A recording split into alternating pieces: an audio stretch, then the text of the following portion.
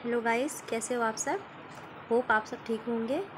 और आज का जो हमारा वीडियो होगा वो पॉलिटिकल प्रोसेस इन इंडिया के ऊपर है कि बच्चों ने मुझे कमेंट किया था। ठीक है, तो इसमें पॉलिटिकल प्रोसेस के ऊपर आज हम पढ़ेंगे। और इग्नू के जो भी सब्जेक्ट टॉपिक्स थे 6 शेड्यूल तक करा रखे हैं, तो आप लोग प्लीज़ यूट्यूब में मैंने अपलोड कर दिया, प्लेलिस्ट में चेक कर सकते हो। और arts and Indian history of culture से रिलेटेड जो वीडियो था, एक वीडियो मैंने डाला है। बाकी मैं मटेरियल कलेक्ट होने पे सारी वीडियो उसकी डाल दूँगी। और एक बात और कि किसी को अगर कोई स्पेसिफिक टॉपिक समझनी हो या फिर पढ़ना हो या फिर उसके नोट्स चाहिए, तो आप मुझे कमेंट में बताइएगा, तो मैं उस टॉपिक को समझा दूँगी, प्लस उसके नोट्स भी प्रोवाइड कर दूँगी। नोट्स के लिए लिंक देने में थोड़ी सी दिक्कत हो रही है मुझे, तो मैं उसमें नंबर डाल दूँगी, तो आप उस नंबर पर कॉन्टैक्ट करके मुझसे आप PDF ले सकते हैं। ठीक है, और स्टार्ट करते हैं हम आज का political process in India in Hindi में। ठीक है, और इसमें देखो ये आपका जो है ये सिलेबस है। ठीक है, आपका सिलेबस देख लेना आप लोग। देखो, political parties and the party system है, इलेक्शंस एंड इलेक्टोरल प्रोसेस है, रिलीजन एंड पॉलिटिक्स है, 4th यूनिट आपका कास्ट एंड पॉलिटिक्स है, 5th है tribes and politics, and 6th है the changing nature of Indian state. ठीक है, ये आपका सिलेबस है, तो आप देख लीजिएगा। ठीक है, और आज का जो हमारा है टॉपिक वो स्टार्ट करते हैं हम। तो सबसे पहले मैं ये थोड़ा सा चार्ट बना के मैं आपको ये बात समझा रही हूँ कि राजनीतिक दल की तुलना अगर हम करते हैं किसी भी देश की राजनीतिक दल से, ठीक है, तो वो किन आधारों पे हम कर सकते हैं। ठीक है, आज का थोड़ा सा वीडियो में भी थोड़ा लंबा हो जाए क्योंकि समझाने में थोड़ा टाइम लगता है। पूरी तरह से तो नहीं समझाती, बट थोड़ा समझाती हूँ, उसमें भी थोड़ा टाइम लगेगा, तो आप लोग देख लीजिएगा। ठीक है, तो हमारा जो चार्ट है ये इसके ऊपर है कि राजनीतिक दल की तुलना अगर हम करते हैं किसी कंट्री के राजनीतिक प्रोसेस से या फिर उसकी पार्टी से, तो हम किन आधारों पर उसकी तुलना कर सकते हैं। ठीक है, तो सबसे पहले देखो आप विचारधारा के आधार पर। ठीक है, दूसरा है संरचना के आधार पर, और तीसरा है संख्या के आधार पर। विचारधारा के आधार का मतलब क्या है यहाँ पे कि जो किसी भी देश की जो पार्टी है या सिस्टम है वहाँ का, वो किस आधार पे किन विचारधारा के आधार को मानता है। ठीक है, सबसे पहले वामपंथ, दूसरा है मध्यम मार्गी, और तीसरा है दक्षिणपंथी। ठीक है, वामपंथ और दक्षिणपंथी जो शब्द था इसका प्रयोग फ्रांसीसी राजा ने किया था। ठीक है, जिसमें वामपंथ का अर्थ होता है कि राजा के जो बाएं बैठने वाले लोग थे, ठीक है, उन्हें वामपंथ कहा जाता है। और ये समानता और स्वतंत्रता और सुधार की गतिशीलता पर बल देते हैं। ठीक है, जो वामपंथ है। और वर्तमान में अगर इसका कोई वर्तमान में अगर आप इसका कोई रूप देखना चाहोगे तो क्या है, साम्यवादी दल, जो सुधार प्रगतिशील की बात करती है। ठीक है, और दक्षिणपंथ उसे कहा गया है जो राजा के दाएं बैठते थे, और ये लोग परंपराओं, प्रथाओं और सामाजिक मूल्यों की बात करते हैं। वर्तमान में आप अगर कोई पार्टी देखना चाहोगे तो BJP ऐसी पार्टी है जो परंपराओं, प्रथाओं और सामाजिक मूल्यों की बात करती है। ठीक है, मध्यम मार्ग में आप कांग्रेस को देख लो। ठीक है, जो विचारधाराओं को लेकर चलती है। अगला देखो, इसका संरचना के आधार पर इसको डिवाइड किया है। तो संरचना के आधार पर देखो, पहला क्या है, ब्रांच। जो संरचना के आधार पर डिवीज़न क्या है, ये डुवर्जर एक थिंकर है, इन्होंने किया है। तो इन्होंने सबसे पहला क्या बताया, ब्रांच। किसी भी देश में अगर कोई पार्टी है तो उसकी संरचना कैसी होगी, उसके क्या पार्ट्स होंगे, वो दिखाया यहाँ पे। ठीक है, तो सबसे पहले क्या है, ब्रांच। यहाँ मतलब इसमें मैंने छोटे में लिख दिया है, आप लोग प्लीज़ समझ लीजिएगा। ब्रांच का मतलब होता है जहाँ संगठन का विस्तार हो, जहाँ पे लोगों की भागीदारी हो। ठीक है, इसमें क्या किया जाता है, लोगों को जोड़ा जाता है अपनी विचारधारा से, और अपनी संस्कृति और अपनी विचारधारा का प्रसार किया जाता है। ठीक है, काकस का मतलब होता है कैडर। दूसरा हमारा क्या है, काकस। काकस को हम कैडर भी बोलते हैं। ठीक है, इसमें क्या होता है, आम जनता से कम जुड़ाव होता है। फॉर एग्जांपल, अगर USA का आप देखोगे पॉलिटिकल सिस्टम या पॉलिटिकल पार्टीज़ के हिसाब से, तो USA में क्या है, जो प्रेसिडेंट है उसका आम जनता से जुड़ाव बहुत कम है। ठीक है, अगला है सेल। सी हमारा क्या है, सेल। सेल में आप साम्यवादी दल को ले लोगे जो जन आधार को लेकर चलता है। जन आधार का मतलब क्या है, ये किसी खास वर्ग को लेकर चलता है। जैसे आप श्रमिक वर्ग बोल दो, या नारी के ऊपर बोल दो, ठीक है, किसान वर्ग बोल दो। ये ऐसे वर्ग हैं जिनका इस्तेमाल ये अपनी जीतने के लिए करते हैं। ठीक है, जन आधार तैयार करते हैं जीतने के लिए। ठीक है, अगला क्या है, मिलिशिया। मिलिशिया में बेसिकली फांसीवादी दल को रखा जाता है जो अंतर्राष्ट्रवाद पर काम करते हैं। ठीक है, अब यहाँ पे इन्होंने संख्या के आधार पर भी बांटा है, जिसमें एक दलीय, द्विदलीय और बहुदलीय है। तो एक दलीय का मतलब क्या होता है, लोकतांत्रिक केंद्रीकरण, जहाँ पे सिर्फ एक दल का शासन है। ठीक है, द्विदलीय का मतलब होता है दल तो बहुत सारे रहेंगे लेकिन जीतेगा कोई 2 ही दल। ठीक है, अब जीतेगा कोई दो ही दल, ठीक है। अब बहुदलीय में क्या होता है, जो द्विदलीय है और बहुदलीय है इसको हम प्रतिस्पर्धात्मक दलीय व्यवस्था भी बोलते हैं, क्योंकि यहाँ पे बेसिकली आप देखोगे तो कंपटीशन होता है, ठीक है, एक दल दो दल का, ठीक है। अब बहुदलीय में क्या होता है, चुनाव में अनेक दल जो भाग लेते हैं और बाद में मिलकर क्या बनाते हैं, गठबंधन की सरकार बनाते हैं, इसको हम क्या कहते हैं, बहुदलीय, ठीक है। तो ये ऊपर का जो एक चार्ट है ये बेसिकली आपके छोटे छोटे पॉइंट्स जो हैं उसको क्लियर करने के लिए है, तो आप इसको देख लीजिएगा। और ऊपर में चार्ट में अगर कुछ आपको समझ नहीं आता तो आप कमेंट में बताइएगा, तो मैं उसको समझा दूंगी, ठीक है, अगले पॉइंट अगले वीडियो में। हम स्टार्ट करते हैं। सबसे पहला हमारा जो है सिलेबस था, सबसे पहले हेडिंग ही पड़ी है कि पॉलिटिकल पार्टी इन पॉलिटिकल सिस्टम। तो आज का जो वीडियो मैं डाल रही हूँ इसके ऊपर है कि पॉलिटिकल पार्टीज़ क्या है, इसका महत्व क्या है, इसके कार्य क्या है और इसकी परिभाषाएं क्या हो सकती हैं, ठीक है। तो सबसे पहले इसका अर्थ देख लीजिए। राजनीतिक दल लोकतांत्रिक शासन व्यवस्था के लिए नितांत आवश्यक है। राजनीतिक दल निर्वाचन व्यवस्था में भाग लेते हैं, बहुमत आने पर सरकार का निर्माण करते हैं और अल्पमत होने पर क्या करते हैं, शासन के एक विपक्ष के तौर पर शासन में क्या करते हैं, शासन के जो कार्य किए जाते हैं उन पर अंकुश लगाते हैं, ठीक है। जो मनमाने तरीके कार्य होते हैं उन पर क्या करते हैं, ये अंकुश लगाते हैं।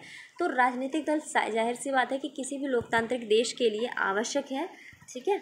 अब वो आवश्यक क्यों है, क्योंकि अगर राजनीतिक दल एक तरफ से आप कह सकते हो, राजनीति अगर हम कहें राजनीति किसको कहते हैं, तो एक तरफ से कहोगे क्या कि राजनीति क्या है, सत्ता के लिए संघर्ष है। तो एक तरफ से दूसरी तरफ क्या कहोगे कि राजनीति क्या है, एक जनसेवा है, ठीक है, जिसमें लोगों की अभिव्यक्तियों को, इच्छाओं को व्यक्त करने का जरिया किसे हम बनाते हैं, कुछ पॉलिटिकल पार्टीज़, कुछ लोगों को दे करके, कुछ लोगों को ही हम पावर देते हैं कि वो हमारी आकांक्षाओं और इच्छाओं की पूर्ति करें और उसकी अभिव्यक्ति करें, ठीक है।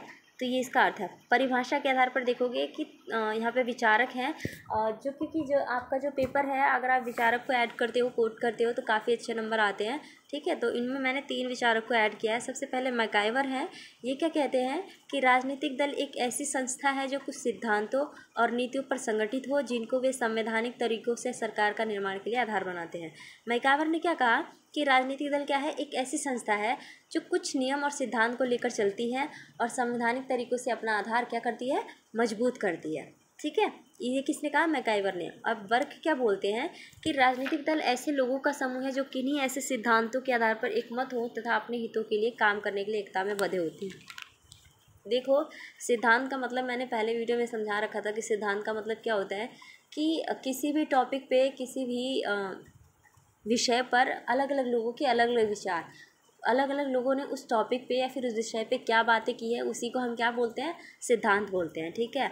तो जो वर्ग है ये क्या बोलते हैं कि जो राजनीतिक दल एक ऐसा समूह होता है जो कुछ सिद्धांतों को आधार बनाकर क्या होता है, एकता के सूत्र में बंधे होते हैं, ठीक है। एकता के सूत्र में बंध कर क्या करते हैं, लोगों के हितों की पूर्ति करते हैं, ठीक है। इन्होंने, ये किसने कहा, बर्क ने। अगले थिंकर हमारे क्या है, गिलक्राइस्ट हैं। अब इन्होंने क्या कहा है, देखो, राजनीतिक दल ऐसे नागरिकों का समूह है जो राजनीतिक इकाई के रूप में कार्य करने तथा राजनीतिक विचारों पर सहमत हो और सरकार बनना चाहते हो। देखो, ये तो सच है कि कोई भी व्यक्ति किसी के विचार से सहमत नहीं होता, लेकिन जब लोकतांत्रिक व्यवस्था में राजनीतिक दल की बात होती है तो दल का मतलब ही क्या है कि अलग अलग लोगों के विचार क्या है किसी मुद्दे को लेकर के, किसी विषय को लेकर के, ठीक है। तो ये ज़रूरी नहीं है कि किसी एक दल की एक व्यक्ति की बात सुनी तो हमने उसकी बात को एग्री कर लिया, ऐसा नहीं है।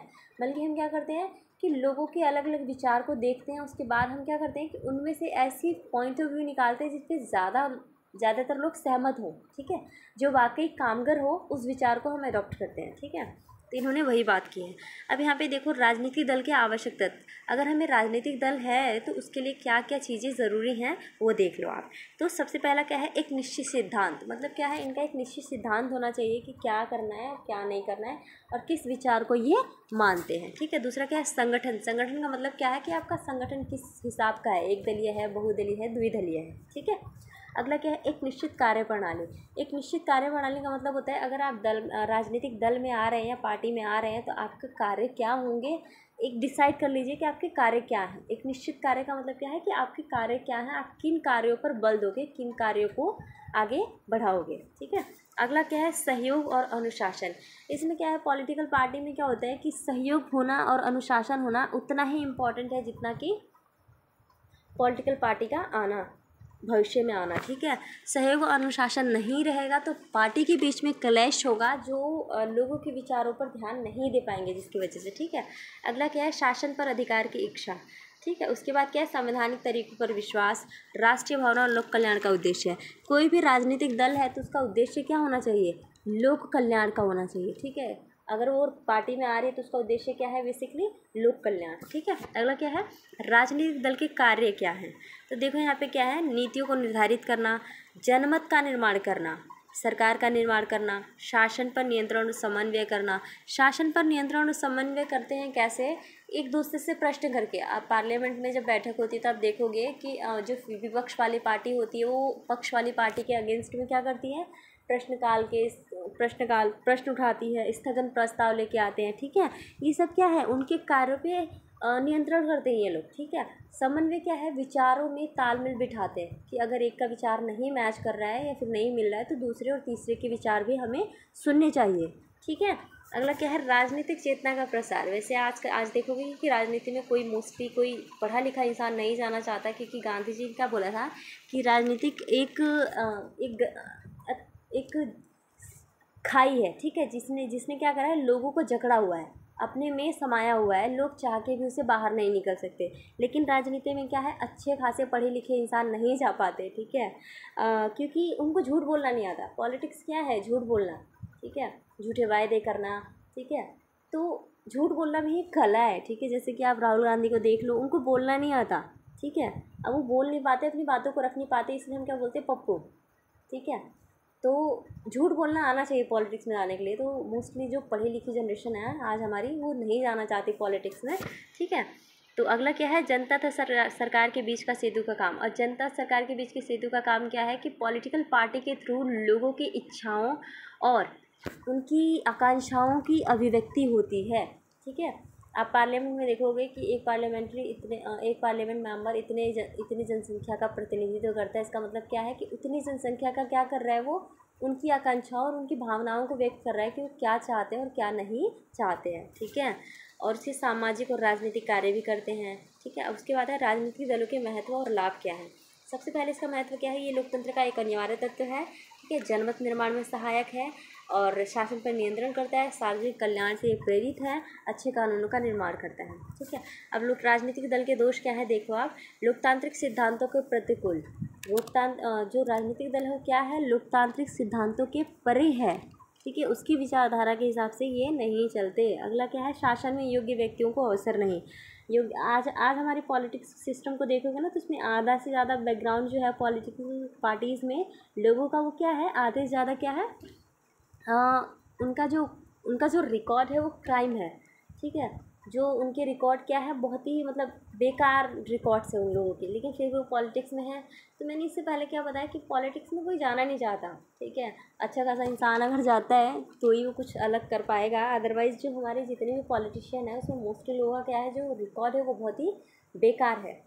ठीक है, अगला क्या है, जनता को भ्रमित और विभाजित करना। भ्रमित और विभाजित करने का मतलब यहाँ क्या है, पॉलिटिकल पार्टी अनेक वायदे करती है शासन में आने के बाद, हम ये करेंगे, हम वो करेंगे, हम ऐसा करेंगे, हम ये सुधार लेंगे, जबकि ऐसा कुछ नहीं है, ऐसा नहीं करते। क्योंकि इलेक्शन तक वो दिखते हैं, इलेक्शन के बाद नज़र ही नहीं आता कि हाँ कहाँ गए कहाँ नहीं गए, फिर इलेक्शन आता है फिर आ जाते हैं। ठीक है, तो ये क्या है, भ्रमित करना, लोगों को झूठे वायदे करते हैं। राष्ट्रीय हितों की अवहेलना करना। राष्ट्रीय हितों की अवहेलना का मतलब क्या है, उनकी इच्छाओं की पूर्ति नहीं करते। चुनाव के समय जो वो बातें वायदे करते हैं वो नहीं पूरा करते हैं। ठीक है, अब उसके बाद अनुशासन के नाम पर शोषण करना। कुछ होता है कि अनुशासन के नाम पर क्या करते हैं, शोषण करते हैं। अलग है भ्रष्टाचार और चाटुकारिता। भ्रष्टाचार, हमारे पॉलिटिकल सिस्टम में भ्रष्टाचार बहुत है। ठीक है, बहुत भ्रष्टाचार है जिसको हम दूर नहीं कर सकते। अगला क्या है, व्यक्ति पूजा। व्यक्ति पूजा का मतलब क्या है, चमत्कारी चेहरे को महत्व देना। चमत्कारी चेहरे का मतलब क्या है, आप देखते होगे इलेक्शन आता है तो चाहे वो मतलब कोई भी पार्टी सिस्टम हो तो क्या करते हैं, चमत्कारी चेहरे को उसमें इलेक्शन में उठाते हैं। जैसे कि आप देखोगे मिर्ज़ापुर से कौन उठे थे, दिनेश लाल यादव है ना, और ये जो बीजेपी है इन्होंने गुरदासपुर से किसको उठाया, सनी देओल को। तो इसका मतलब क्या है, ये चमत्कारी चेहरे हैं जिनको लोग देखकर उनकी विचारधारा क्या है, उनको पॉलिटिकल के बारे में पता है कि नहीं है, इसके आधार पर वोट नहीं देते, बल्कि वोट किस आधार पर देते हैं, क्योंकि वो उनके फ़ैन होते हैं। ठीक है, आधी से ज़्यादा जनता अगर उन्हें वोट दे रही हो तो इसका मतलब क्या है, वो उनके फ़ैन है। उनको नहीं मतलब है कि उनकी विचारधारा क्या है, उन्हें पॉलिटिक्स के बारे में पता है कि नहीं है, नहीं, वो सिर्फ फीस मारे दे देते हैं क्योंकि वो उनके फ़ैन है। ठीक है, ये होते हैं व्यक्ति पूजा, चमत्कारी चेहरे। ठीक है, अगला क्या है, धन का अपव्यय। धन का अपव्यय से यहाँ मतलब ये है कि आप देखते होंगे कि इलेक्शन के टाइम में अनेकों रैलियाँ निकाली जाती हैं, पैम्पलेट्स बंटवाए जाते हैं, ठीक है, बहुत सारी ऐसी चीज़ें दी जाती हैं लोगों को जो मतलब ये क्या है, खर्च है, बिना वजह का खर्च है, ठीक है।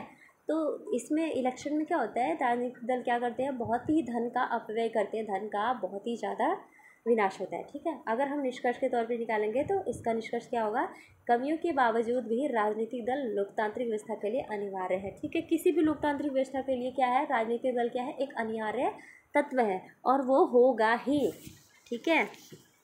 तो ये आज हमारा आज का यूनिट था पॉलिटिकल पार्टी के ऊपर, जो ख़त्म हो गया है, ठीक है। अब अगला मैं डालूँगी इसका पार्टी सिस्टम इंडिया में, पार्टी सिस्टम क्या है इंडिया का, ठीक है। तो आप लोग इसी वीडियो को देख लीजिएगा बहुत अच्छे से, और आपको अच्छा लगे तो प्लीज़ मेरे वीडियो को लाइक शेयर एंड सब्सक्राइब ज़रूर कीजिएगा। और इससे पहले मैंने बता दिया कि अगर कोई स्पेसिफिक टॉपिक आपको समझना है जो नहीं आ रहा है आपको और नोट चाहिए, तो आप मुझे ज़रूर कमेंट में बताइए, तो मैं उससे रिलेटेड वीडियो बना के अपलोड कर दूँगी, ठीक है। Okay, thank you. प्लीज़ मेरे वीडियो को लाइक शेयर एंड सब्सक्राइब कीजिएगा। और कोरोना बहुत तेज़ी से फैल रहा है, तो please be careful about it. Okay, thank you.